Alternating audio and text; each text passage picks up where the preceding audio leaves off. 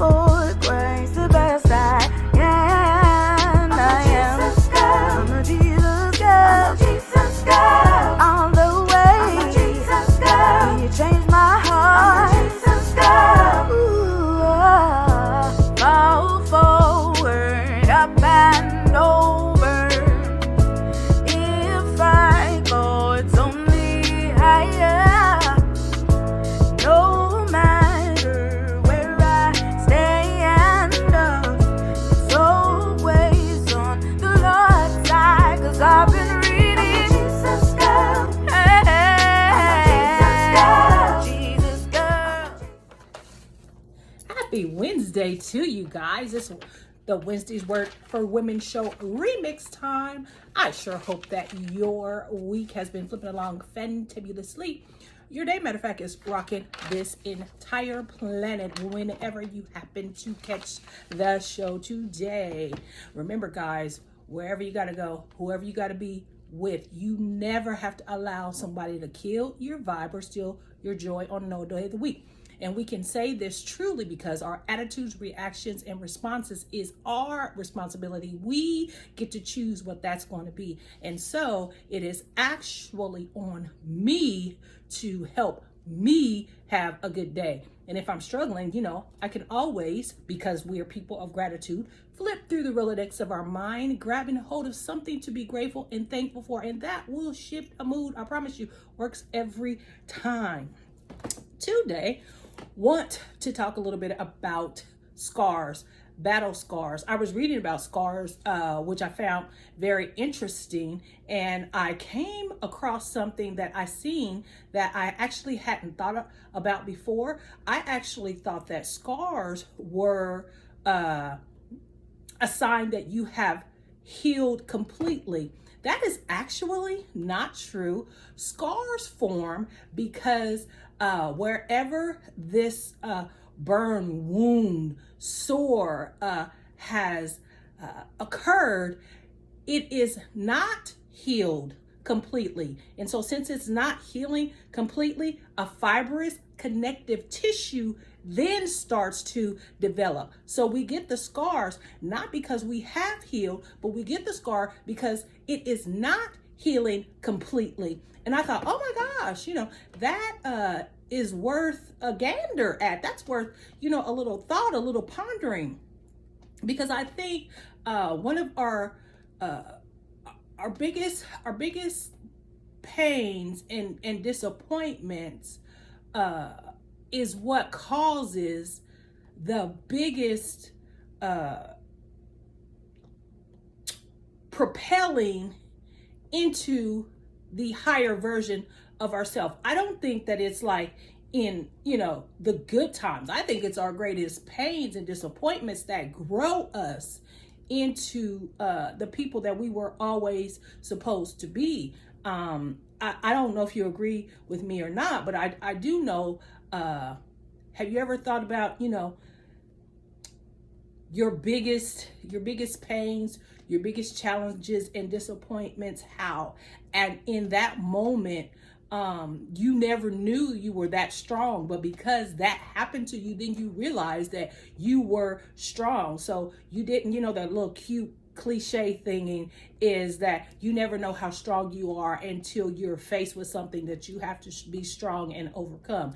And that thing is real. It's not just a cute cliche. Think about, remember like your first love. Remember how, I'm 15, 16, 17, that first great emotions are just overwhelmingly, overtaking your life, your mind, your thoughts. When you're that young, all you want to do is be with them. All you want to do is talk with them. Like you literally think at 15, 16, 17, that this is the person that you are going to love and be with forever. Like your world is complete. Now we know, because we're grown on the other side of that is not true. You, like me, I know, have many after that. But in that moment, you literally think you're going to die. That first love, that pure love, is when you give yourself with no inhibitions. That's the love that then you, after that heartbreak, which is, I think, you don't never get that kind of heartbreak again, though you do experience heartbreak and loss and disappointment for the rest of your life, it will never be with that sense of naivety again. It does something to you. It grows you up a little bit. It is after those pains that you mature a little bit. And so that's what I am talking about with scars. I don't believe that we have to, we have to experience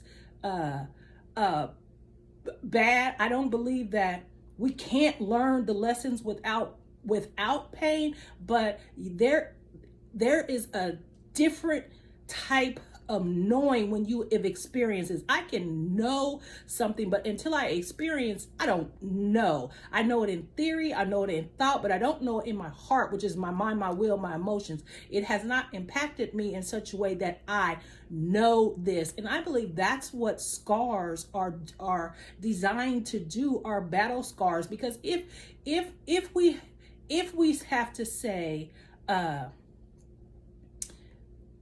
God is good. That's one of the biggest things. If God is so good, then why is stuff and people so bad? Sometimes why do those things happen? I don't think that's the right question. I don't think that's the right way of thinking of it. I think if you are looking at the totality of why is there disasters, why is there, hurt and pain, I feel like because there is evil, because there is bad, why aren't we just consumed? Why are we still? Do you understand? We're able to love even in face of our greatest pain or heartbreak that someone didn't love us. We're able to. There's able to be peace. There's able to be some sort of not chaos. There's some sort of order and stuff to this, because if you think about it, it should be, because of humans and who we are, it should be utter and total chaos. But because because God is, there's an allowed thing that happens that we bring on, not him. He allows it. It's because of our choices, our decisions, because of that. And he still keeps us, and we're still able to grow, and he's still able to use those pains, those greatest tragedies for a good. I think that's what we need to be looking at. And so along those same lines, not trying to get spiritual and all that, but I am trying to tell you, along those same lines, it is because you survived that, hurt, that disappointment, that rejection, because you survived those set of circumstances, you are then able to function at a higher level. Your emotional intelligence, which is basically just you being able to handle your emotions and gauge those around. It's like you're able to manage your emotions. Because that has happened, you go up. Your emotional intelligence increases instead of decreases. And so I believe that, first of all, we need to see our battle scars as a connective tissue, which is the definition of a scar. A scar is a fibrous connective tissue that has developed because a wound is not healing. And so it's not the fact that we got the wound, it's what do we do with the wound. And so that is what I want you to think about. Your wounds, your pain. What is that thing that is stopping you? What is that thing that has made you look at life different, has changed your perspective? Could it be that is a spot, that's a wound that you need to not just try to get over? I don't believe we don't get over it. We just become a higher version and able to aptly deal with it. It grows us. We use it for increasing our capacity as people. So I think if you stop trying to just get over it, what's wrong with me? I can't get over this. Well, there are some wounds, boo-boo, that is not going to heal. Can we just be clear? There is some things that is going to affect you for the rest of your life. You have moved on, you have grown, but it will affect you. It had consequences that is ever reaching. And it didn't just affect you, it affected those tied to you. That is real. That is a real life thing. And so we don't want to act like, we don't want to just get over it. We don't want to do that. What we want to do is we want to grow from it. We want to learn from it. We want to use it. We don't want it to be in vain. And that's my thing that I think about for all the pain and hurt in my life. You need to get in your spirit. Like, I'm not going to let this be for not this pain, those tears, though they're cathartic, though they help. I'm not going to waste those things. You're not just going to take me through the wound, the battle that got me the scar, and then me not have a fibrous connective tissues develop something good out of the evil. I'm not going to allow that. And you should not allow that. We as a people are stronger than I think we ever thought. We are so incredibly adaptable. We have a resilience that only humans, only we as people have. And I think that if we start tapping into that versus looking at the wound and the scar, tap into who you are. How am I going to overcome this? What do I need to do? Picture in your mind the person that you are going to be, the lesson you'll learn from this. You got me once, you might get me twice, but a third time you will not. Shame on me. And so those are the kind of things that I think we need to start doing as we look at our battle scars. They never ever have to inhibit us or stagnate us or stunt our growth. They actually should be the thing that connect us to develop higher and go further than we ever thought we could. It's your greatest challenges that grow you, and it's not intended to stop you. And so I think, going back to that question, why does bad happen to good people? Why is this? Well, I don't know. But what I do know is I can take comfort in the fact that in light of all of that, there is still good. There is still love. You and I are still here. We get another day to fight to make it right. And even if it's just going to suck for forever, at least he's given me the strength and fortitude to make it and make something good and beautiful, even in light of this. That's my thing. Even in light of all the craziness, chaos, and the evil of man, we still have good. The sun still comes up. The moon still comes up. We still have the scars. We still have the flowers. We still, on this planet, which literally, if it goes 1 nano second to the left, we would all combust. If it wasn't kept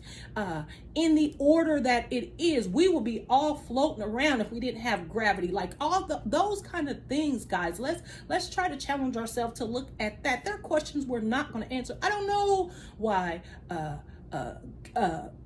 bad things, keep happening, and sometimes the people you love show you the worst of them. I don't know. I do know it's something within them, and I do know that God is good and we are inherently not, but because of him we are. I think that's maybe what we should focus on, because we're not going to understand it. We're not. And so, not this in anybody's theories, anybody's ideology they have. I'm just saying that is for me. And to deal with the battle scars, as you look at it in that context, I think that we can start becoming the heroes and sheroes, the heroines and heroes of our own stories, which will help us to be that in other stories until they're able to become the heroine and hero of their own. I think that's what it's designed to do. It was never designed, our battle scars, to stop us showing up for the battle. It was actually designed for us to develop stronger than what we ever thought possible, to deal with the ever-changing world and ever-changing circumstances. And so, my dear sister and brother, I pray that you start embracing your battle scars and look for the connections that you need to make. So, love you guys. Be blessed. Have a wonderful week. It is now time for Ask Pastor Pay. And I will see you next week. Remember, you can always post in the comments, call me, DM me, email me a question, and I will answer it on the show. You'll be a guest, or I will take a hot topic from a society and throw it out there and challenge you to think about what you think about it. I think we're thinking as others because we're not taking the time to think, what do I think about this? And so that's why I do that. So you guys be blessed, and I'll see you next week. Mwah.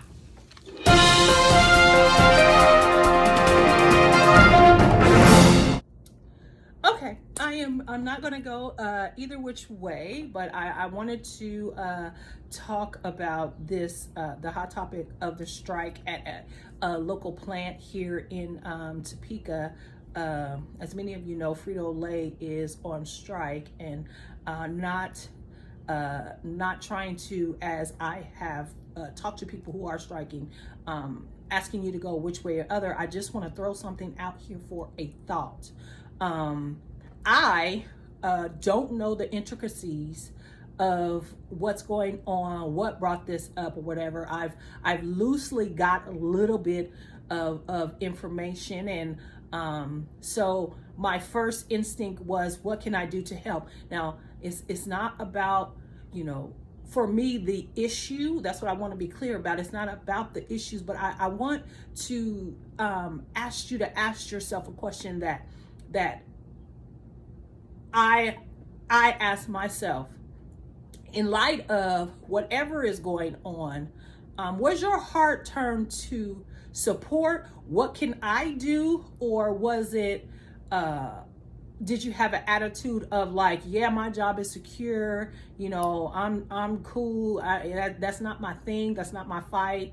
Was it one of, well, they should just be grateful or whatever? You know, I'm just asking you, what was your attitude when you first learned of what was going on?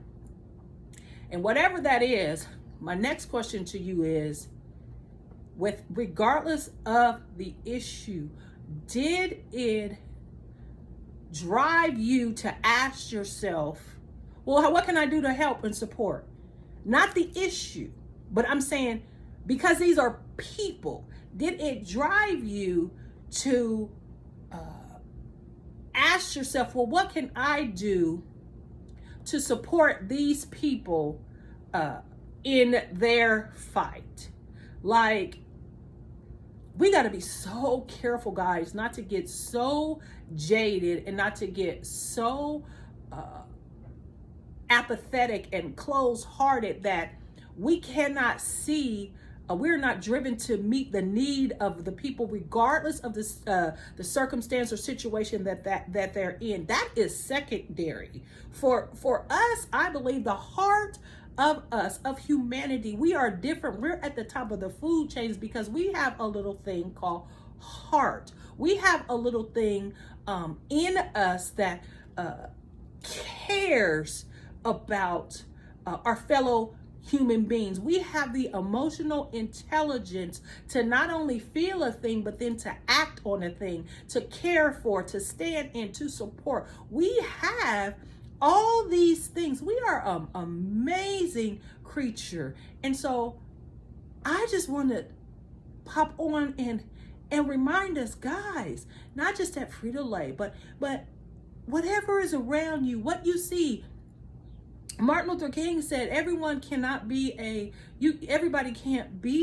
you know, a celebrity. Everybody can't be, you know, number one, but what we can all be is great, because greatness comes from serving. Like, how can I serve this situation? How can I serve this people? How can I, we are our brothers and sisters, keepers, wherever you're at, whatever you are tied to. So ask yourself, is your heart getting jaded? Is the news, is the situation, is this whole pandemic, has it done something to our heart to make us bitter, to make us uncaring, to make us so selfish that we can't see anything but what does this mean for me? What does it does not involve me. It does, no, y'all.